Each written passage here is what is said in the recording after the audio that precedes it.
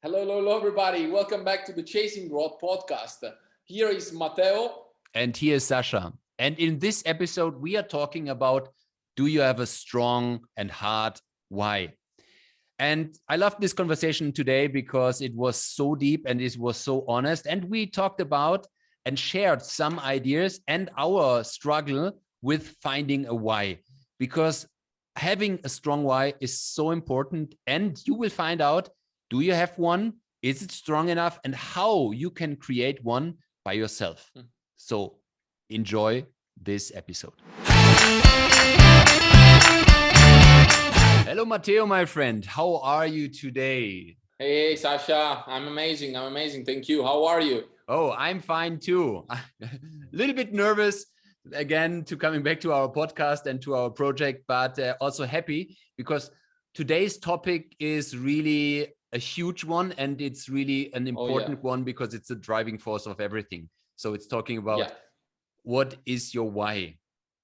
Oh yeah, oh yeah, oh yeah, oh yeah. So it's basically today about what moves us. So why are we doing what are we doing? And we could actually start by why are we here doing our podcast, or why do you wake up in the morning with a drive that moves you in doing whatever you do? So actually today's topic is it's strong, I would say, and it could touch everybody's heart, and I suppose and I hope that it could somehow give some hints to even look more into whatever is your why.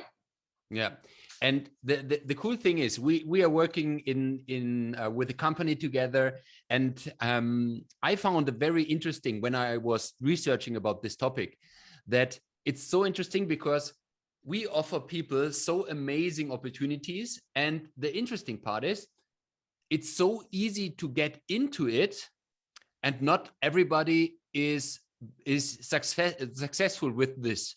And the funny thing is, there are some people who have huge success, and other people don't have any success. And I found out when I was thinking about it that sometimes for people, it's like if they don't have a compelling why, it's so easy to drop off because if there is nothing to lose, and this is really blowed my mind because how many times did we go into a course or had, hey, you get 100% money back guarantee, and you didn't even watch the course. You didn't give them even a try.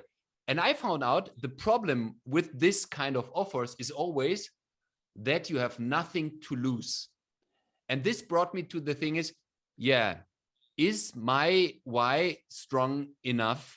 And what kind of why do I have to need? Because myself, I found out that yes, I want to have a luxury life. I want to be able to travel and all the stuff like that. And I found out for myself, and then I want to hear your thoughts about that, that if you are just want to have a comfortable life, if you just want to work less, then if you want to just buy things, this won't get you through the hard stuff, because if you just want to work less, you never will do these things, the hard things, because to work less at the beginning, you have to work much, much more and much harder. And I think this is a thing which many people myth think or myth interpret when it's coming to a why. I agree. I agree. I definitely agree. And I actually have a question for you. But before that, I absolutely agree with what you just said. And it's and the why can't just be related to money, can't just be related to the luxury life, because and I experienced me myself, I experienced that personally. I can say that you get to a point in which you are comfortable enough, and you have whatever you actually dreamed of, and basically then you start settling. If it's just about the money, the okay, you can travel, okay, you can have a very comfortable, as you said, luxury life, you start settling, you start not having anymore that the drive, and step by step you start quote unquote dying inside, because if you don't have that force, that flame, that burning desire, then like it's a problem. And maybe you got to the point in which you have a comfortable life, a luxurious life, like you have everything that you need, you can travel, etc., etc., by working your ass off, and then you get there, and then eventually you just stop. And after a little bit, you start being super frustrated, and you say, "Oh my God, I worked so hard to get to the point in which I have like so much, like basically what I dreamed of and what I worked for, but I'm like I was better before when I was working towards something actually, no?" Yeah. And that's actually crazy, and that gets back to the why we were doing the things. And so it's then we get to the point in which I say it's about the process. So can I ask you a question? No. Always. So what is your why now, and why did you, well, like how did you get where are you right now? What was your why, and what's your why now, and how your why shifted during the years?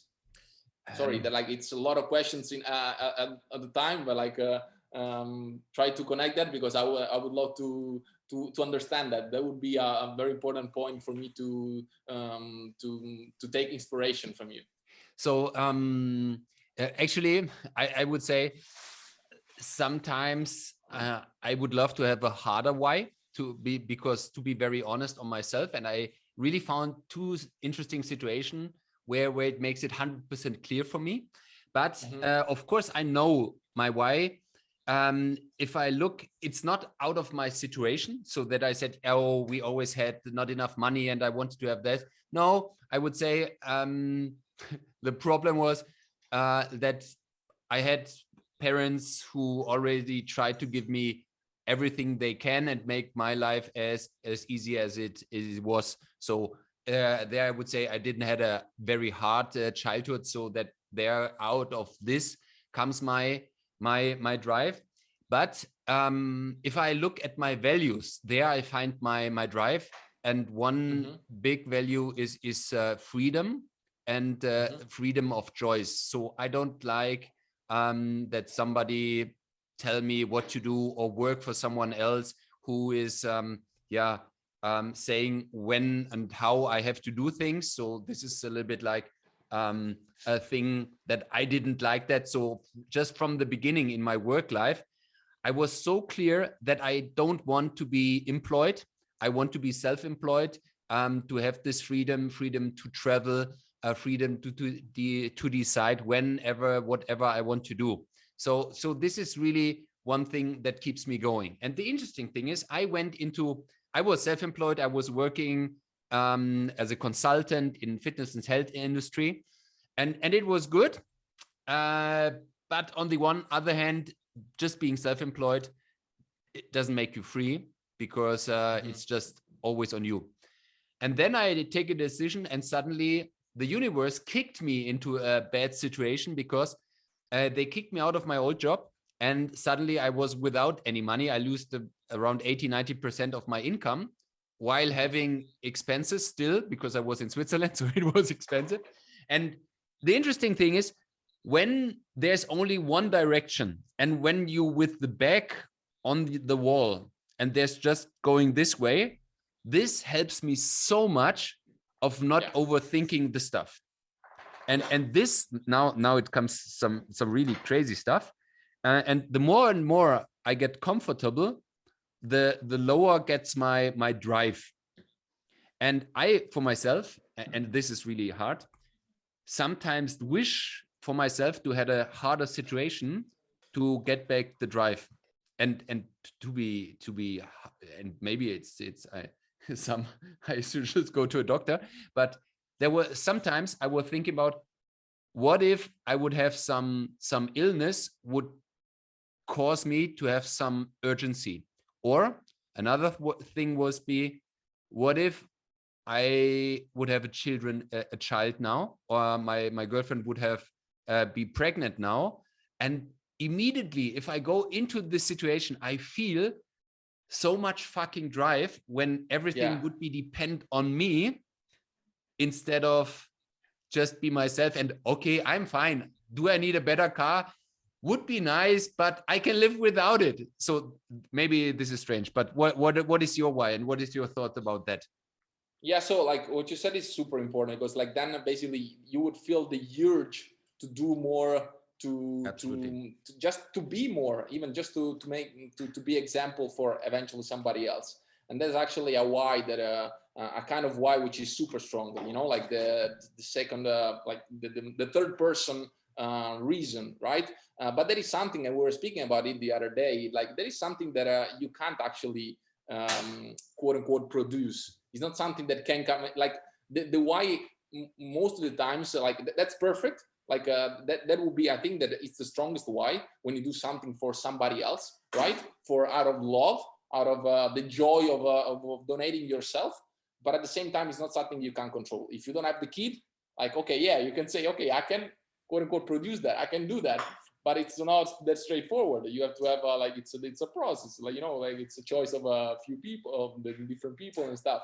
So getting back to your question, like what's my why, and I still want to know even more about you regarding what moves you now, because like as you said, you've been now in a entrepreneurship career, and like I would say completely free for quite a few years now. And so what keeps you going this way? What keeps you having that strong why that keeps you having this drive that you have? But like I'll get to my to your question. So my why, at the moment that I actually started my with entrepreneurship, I started because a third person, yeah, and you know the story. So I was absolutely in love, and it was what can I say? So like I did everything for a third person, and that was super strong, and that was crazy. I can feel that I never had that drive force, and nowadays we're actually having this conversation. I say it again. Like nowadays, I was kind of saying, oh my God, I want that force that moves in that way. But eventually, like you can't forge that out of nothing. So eventually now the why I have to find it inside, because I can say that I'm free. I can say that I have the chance to travel, to actually like dispose of my time how the best I want, and that's amazing. But at the same time, after a bit, as I was saying at the beginning, like it's not enough. It's not enough, meaning that then you get to a point in which you say, okay, now I have the life that maybe I worked for a lot, I'm dreamed of, and okay, now what? And now I'm actually into the like in this Chasing Growth podcast, and in this chasing growth of like my personal chase, like growth pursuit. There is absolutely this pursuit of getting always clear my why. So I wouldn't reply, oh, my why is super clear right now. I would love to reply you that, to respond to that, but it's not eventually like that. So what I know is that eventually the things that moves me the most, so I will kind of shape differently my response. The things that moves me the most is having like generating somebody else's happiness, somebody else's smile. That is something that fulfills me the most, yeah. Right? And that actually the reason why we are in the business we are, right? So this is what I can tell you. So I'm moving forward on an everyday basis, trying to do that as much as possible, right? So I would reply you that. So I want to know even what you are thinking, because you're laughing. I see that, and I want to know why, and get to, okay, what's your why now? Yeah, as you said, we are both, you would say, fucked up in about talking about our whys, because I think this is why I said, hey, this is one of the hardest podcasts to start with, because actually this is the thing where we both seems to struggle a bit. And if I compare myself, because if I compare myself with two other persons, I would say, hey, if you have a strong why, everything is getting so easy. Suddenly, you don't complain about, oh, this Facebook ad does not work, or the customer does not reply, or the thing. No, you just go out and find a solution. Suddenly you have time for everything. And the most strong one from, I thought, is one person. I know her because she does everything to secure her child. And I know because you know her, you know the beautiful child, and and I was like, of course, this is so much easier if you have this strong why. And what I found out is an interesting thing what you can do. And when I was thinking about it, is about what emotion stands behind this. So to ask your question is really, what emotion is behind your why? And is this kind of emotion so strong that it brings you through suffering, through self-doubt and all the stuff like that? And you have to have some kinds of sentence which helps you to do that. And now I think for the most people, they are like us and they say, oh, but what if I don't have a strong why? If my heart is not, or my why is not hard enough? Then the mistake is that people start to, okay, I have to sit down and I don't have a why, so I can't do anything. And the answer is, if you don't have one, create one. And if you don't have a hard enough one, get one. And if you don't have a hard enough one, why? Create one which generate so much emotion that it brings you through the frustration, through the laziness, through the confusion and all the stuff like that. Because if it's, it has to really matters. And yeah, and why I was thinking about that, I was like, okay, what is the one thing that would drive me nevertheless thing? And I think the biggest and the best educator for us is suffering. Oh yeah. And at the moment, I would say I really suffer. You know, it's self-made suffering, of course. it's self-made because it is in our mind, but still. And I think suffering you can't compare because everyone suffers different. Some people suffers because of situation changes, other because of their relationship status, stuff like that. So we should not compare it, but still suffering is the most magical driving force for change. And I found out that if I solve my problems and remember myself how I suffered in this or some states of my life, I just want to help people to get out of this situation, because I know how painful it feels to suffer and not to know what to do next. And I found out for myself, because I all my time try to solve all the stuff. I think that's the main stuff, to by yourself. And I realize sometimes it's so much better to have a conversation with someone to get another viewpoint. And I think this is helping me to see my why is to help people stop suffering about things they can control and they can't control, and offer them a way or an inspiration not to suffer like I did. And it's always self-made, but I would have loved to not suffer so long in so many situations. Yeah, but yeah, I want to interrupt you because, like you said yourself, suffering is actually very important, and it's actually the same reason for which, like, you started your business, because you were with shoulders on the wall, with the back on the wall, right? So it's right, like, that actually the mental suffering, it's most of the times it's just self-inflicted, and most of the times it's even I would say, well, no, it's not stupid. Suffering is never stupid, because like, you always get out something out of, like, of suffering, because, like, maybe you have to learn, even, like, next time, like, analyzing why you're suffering, and eventually understanding that there are things you can control that you cannot control, and so eventually just saying, okay, like let me work on the things that I can control, and it's useless to actually being worried or suffering out of the things that I cannot control, because it's eventually stupid. It's just remunerate on something that it's actually not in your hands, right? And not in your power. And here, like what I see, getting back to the why and the suffering part. So starting from a personal experience, always, like I had the luck to have an actual, like in starting my entrepreneurial career, an actual external why. Okay, and the external why, it's super strong, it's incredible, but eventually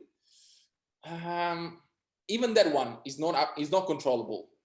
So the internal why becomes, and I got to learn that it becomes eventually the ultimate why, and it's the driving force that on the long run, most likely for most people, on the long run, you have to have a very important internal why, because the external why can motivate you, can push you, can like consistent push you, like very, like in a very strong way.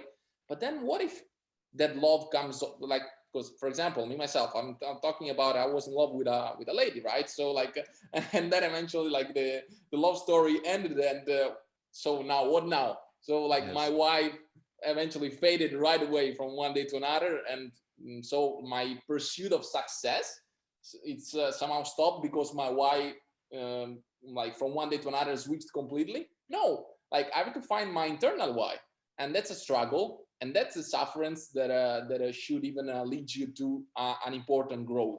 So here, always getting to the growth part.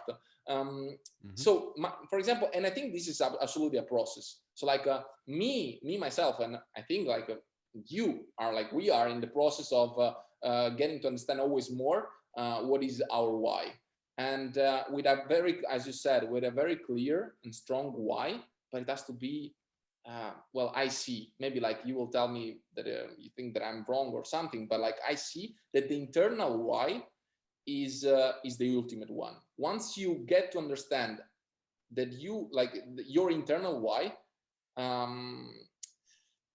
I think there is nothing that can stop you. Like it means that you actually got to figure out exactly why you're meant to be here. What's your mission here, right? I don't know what you think about it. Absolutely, and I think this is where almost everyone is struggling about, because to understand. I'm searching for a quote. The one quote is, "We have two lives. One starts when we realize we just have one, and the other one is about." I think the biggest problem for everyone is, why am I here? What's my purpose of this life? And I think the good thing is we can be clear that it always has something about growth, about learn, and being there for other. Because I think we are human and make this human experience because we are connected to everyone. And so I think, yes, it has to be an internal one. And yes, we would always all love. I think if we all would understand why are we here and what's our purpose in our life, we think then we would be happy, because then we could go. And I think here could be also the trick, because it's like, hey, being rich, and then suddenly realize, okay, rich and happiness doesn't have anything to do. And another book was talking about, we are just happy when we can solve problems. So what if, and this is just a theory, what if there isn't any purpose in life, but we can give our life purpose while we do things for others? There you are. And this is hard because this is absolutely not sexy. So I always want to do some ayahuasca stuff and other stuff, and suddenly a light hit me. I'm enlightened, and suddenly I know, okay, this is my path, this is my vision. I have to go this way. I'm waiting for that. So please, you come. And what if it never will come, because you peel it out by yourself? and feeling Uh-huh. that, like the enlightened warrior who always said, it's the path which make us happy and not the destiny. And so it's the way to the destiny, and to be happy on the way what we are doing. Yeah. So this is what you said. But yeah, if you have an external why, I think an external why can be an amazing driving force if you're not dependent on it, because Yeah. if you don't take your self-worth out of it. And I'm 100% with you with the love thing. I would fall into this trap 100%, 100%, because I know how strong it is. And I think it's different for a child, because there is no dependence, because this is just unconditional love with the child, Yeah. because you don't want anything back. You just want to have being this child, having the best life ever. Yeah, but even there, the child then grows up eventually. So your why shifts completely, because then your child, like eventually when she becomes 18 or whatever, like, yeah, of course, you're always there for them, Yeah. but then it changes completely the way you have to do things for them. So your why changes as well, right there. Mm, I would say no, because if I treat it like giving her the best playground and not the direction, then it's okay. So like it on a football metaphor, I would say me as a father, just organize that there's a play field. How she's playing her game, I don't fucking care. I just have to take care of that there's a play field and no car will driving on this play field, because this is my duty as father to give her the best thing of that. But if she wants to play in the offense or in the defense, I should shut my mouth, because this is her life or his life. So I don't know about. Yeah, I get it, what you mean. And so even if I have a child, it shouldn't be the. I think I can't tell you, but I just imagine that this feels different, like a love thing, because in a love thing we always want to have something back. So it's a secret contrast. So I help you, I take care of you. So give me love back, or at least say I'm a cool guy. That could be dangerous, because suddenly maybe it's different, and then things changed if you depend on this feedback. And you're absolutely right. If you are doing something out of yourself, you are unstoppable. Yeah, yeah, but now the actual, like, the $1 million question is, so how do you get to identify your why? Because now you spoke about, okay, your purpose in life, like getting what's the, well, why are you here, are you living, right? But and eventually, like, I want to know your perspective in that and how you treat that, and I'll tell you like how I'm treating that. So in what I'm doing, I ask myself, why am I doing so? And it's in what I'm doing. It's not okay, why, like, what's my purpose, or why I'm here, or why. So it's why am I doing so? For example, now we are into developing a software company example. Why am I doing so? So in the business, okay, so in the other business, so why am I doing so? Why am I doing this step and not this other? So I'm questioning myself that, and I would say more or less on an everyday base, to kind of try to shift and to understand myself more. And Love so it. like what actually Love it. keeps me more and more and more like fulfills me more and more and more. So which eventually will drive me always closer to quote unquote final answer, which that's even another thing that I put into brackets. I don't know if there is a final answer. Maybe it's just the process where your why just shifts and shifts and shifts and shifts. And in the process, you are always driven by shifting why that fulfills you. But it's always important to have it clear and somehow going 100% like through that, because what you said at the very beginning, there are people that in the same business, same condition, same background, etc., succeed, and people that completely don't succeed, they will give up, etc. And the only thing that changes is a strong why. So how are you treating that? Yeah, so I love that one, because it's so good to self-reflect. So I'm curious now. What's your why? What did you find out right now, till now? Okay. So getting back to what I told you and getting back to what you said, eventually like the purpose of what is moving me now is what is moving me and what fulfills me the most, as I already said, is giving a smile to a third person, trying to donate myself as much as possible, right? Like that's what I'm feeling that it's is actually giving me the most at this point of my life. This is what is actually moving me, right? Because of what I'm or who I am, of what I have, of what I do. This is actually the things that moves me the most. Eventually, always finding, and that's it gets back to the external and internal why. Always finding that, like it's basically I'm giving my quote unquote happiness slash fulfillment. I wouldn't say happiness, let's say better fulfillment on a third hand, on a third person's hand, right? Because like I'm kind of linked to him, her, to smile slash be happy slash be grateful for something that I do.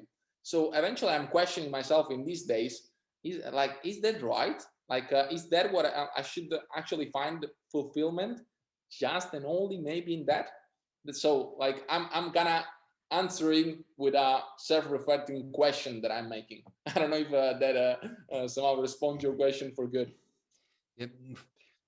I would love to go deeper in that because it's pretty interesting. The question would be, okay, and are your daily actions reflecting your whys in that way? Because to answer myself first, yes, I love to help people. It was always like teaching people to get better was always amazing. When I was working in the health industry, I would giving seminars, and the most I love to help people, to teach people, and for especially have fun with them, makes them laugh. That was, they should come, learn something, grow something, develop their personality, and still have fun. I really love that. It shouldn't be like the teacher stuff. No, it should be like, hey guys, we are here together and let's make the best out of it. So this is really, I find it myself, I love doing this. This is really the one thing I really enjoy in that case. The interesting thing is, do I do it? Yes. Do I do it on a very hard way? No, because then then my self-doubt come in and say, hey, who am I that I should teach some people like that? So there I break myself down. And of course, this is the balance thing. If I would have a stronger why, so that someone said, hey, in 9 months you have to feed another mouse, something like that, and it costs you as much as the other, so you have to do something, then it would push me harder than for myself. And there are two interesting questions: is it why is this for me so hard? Because I wouldn't say that I take myself so important and I take myself or other people much more important, because my biggest challenge is like feeling not good enough, to be honest. And this is a process, I'm working on it. So that could be something I'm reflecting while you were reflecting about that. And yeah, so this is the question: are you doing the stuff you want to do, which is driving you at the moment at your highest level, or so are you playing safe too? Yeah, so that's super interesting. Thank you for the question.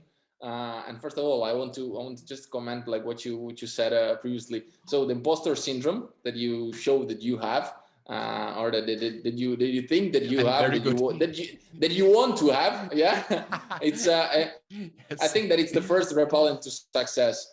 And that's crazy, because like okay, you know who you are, you know what you've done, you know what you're doing, and being a kind of having that imposter syndrome is crazy. But that has to show, like, you audience, that I like, even the most important speakers, authors, entrepreneurs, like everybody always like experience and eventually feel the imposter syndrome. That's crazy. That's something that blows my mind. But it is like that eventually. And that's always like something for which we are chasing growth. Yes, so getting back to your question, Sasha. Well, so yeah, I was reflecting on that. Like, am I actually, because in questioning myself that, of course, I'm pretty much a blue kind of person too, I would say. And I was reflecting. So how am I spending my time? What's the percentage of the time that I say, okay, I'm actually spending on this, meaning on how can I say that, on pursuing that why that I'm addressing me to have, right? That's so like helping eventually other people, etc. So it's very connected to the imposter syndrome, because I would say that right now I'm into 35-40% of my time work-wise and not. So my whole time, my general time, in doing that. And the rest of the part is very much like into growing myself as a whole, so financially, personally, professionally, etc., etc. Eventually to be able to always give more, give out more, and be able to through more knowledge, professionally, personally, financially, etc., to be able to give out more. So eventually, of course, I wouldn't say I'm not fulfilled at 100%. That would be stupid. Like I would say, okay, so I'm done. No, I hope, and I hope, and I think that I will never say so. Not even when eventually I will be 100 years old and I achieved whatever I propose to achieve. Because eventually, like, even then, the why will shift. But now I would say that, yeah, I'm dedicating this amount of time, like, so 35-40% of my time to pursue that. And that is actually the time that I enjoy the most. But on the background, there has to be done a work, like the quote unquote hard work, which maybe I'm doing it, and you're letting me reflect. And as you said, I should do it 100 times harder to grow faster and to be able to give much more in that 35-40% of my time. So that would be my answer. Yeah. And thank you for that. Yeah. So imposter is an interesting topic. I think that should be the next podcast series about this kind of topic, because I think so many people outside have this kind of problem, and it's such a stupid problem. And so I would say, okay, what is the one thing you would give the people who listen to it and say, okay, what can I do to find my why? I would start first. I would say, okay, the first thing is ask yourself, what is your why? And reflect what was driving you earlier. What was the thing where you feel the most happiest? And I think another one is what values are very important for you. So, and what is the emotion of your why? And what will will this emotion get you through the hard times? I think this you have always to ask yourself, does it drive me through the hard times? Because if you want to achieve something, always hard things will come up, because I think life will prove you, are you really committed to it? And if you don't have anything that helps you going through this, you always will quit, because quitting is so much easier if you don't have any why to do that. So I would suggest, love it, I agree, go and ask yourself, do I have a why? And there's the 7 whys. Maybe you know that this is a thing. I want to build my a company. Okay, why do you want to build a company? Yes, I want to have more money. Okay, cool. Why do you want to have more money? And they say, yeah, I want to have more free time. Why do you want to have more free time? So that is about the 7-step why process. I really would recommend everybody to do that. And the first 4 and 5 are pretty easy, and then it starts to get hard. And and this is the thing where you should really meditate on this and think about, And Stephen or Jordan Peterson also said amazing thing. He said, sit down in the evening on your bed and ask yourself the question, what don't I do? What didn't I do? I know I should do to make it different in my life. Oh, that's harsh. Because I think we all know what we should do, but we don't do it. Yeah. So these would be my two things. What you can do. What would you give for So the okay, people who are I looking love for it. that? I love it. I love it. Thank you. That for sure helped me out as well for always in the pursuit of this always reaching why. So in my approach, I would do for my personal experience because most of the times maybe you find yourself thinking like not understanding what's your why, like looking for it, maybe questioning it, but not finding it, right? So what you said about the emotions, it's very important.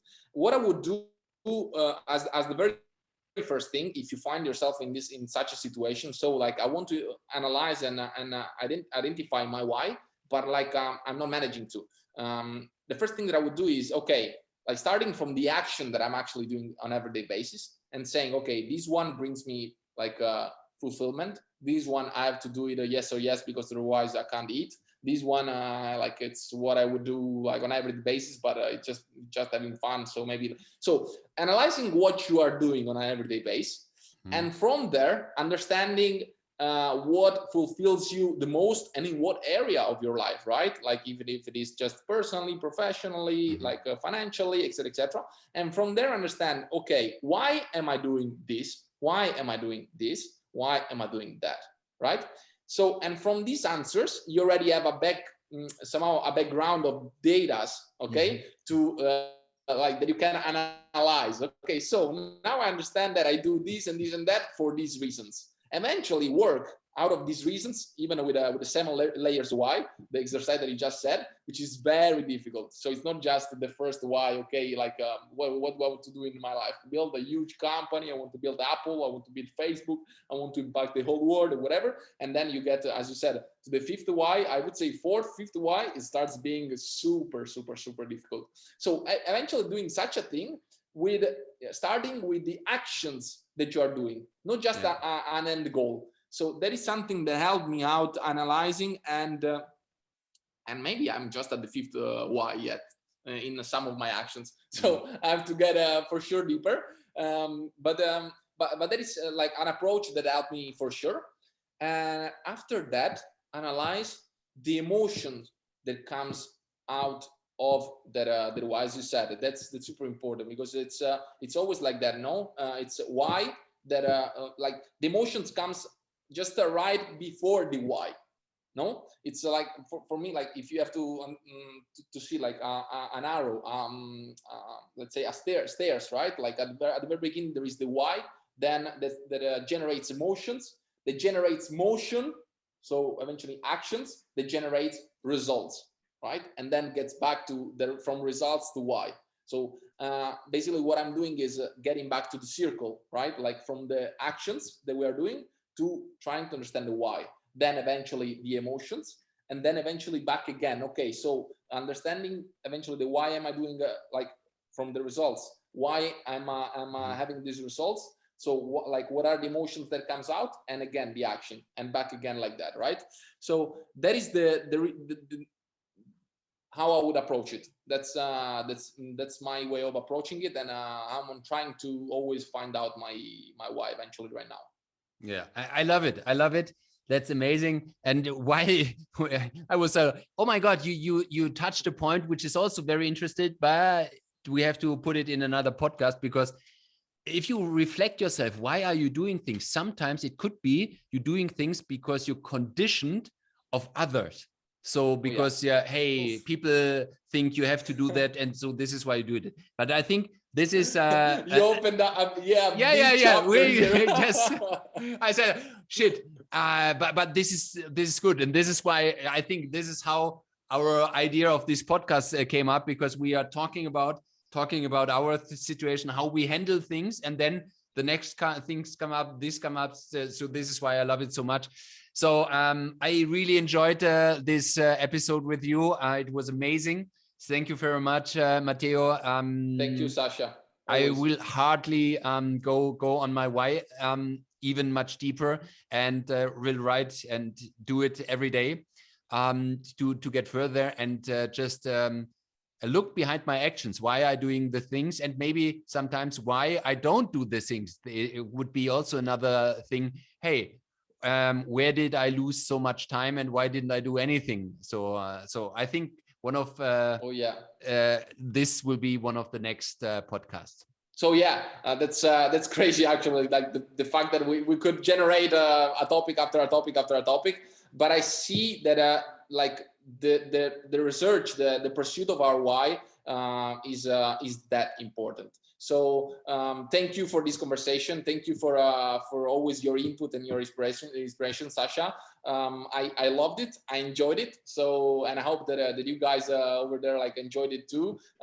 Just if you did enjoy, please shoot a 5 stars review. We would appreciate that so much, and that would help us grow in the podcast generation as much as like the same process of growing ourselves. And what can I say?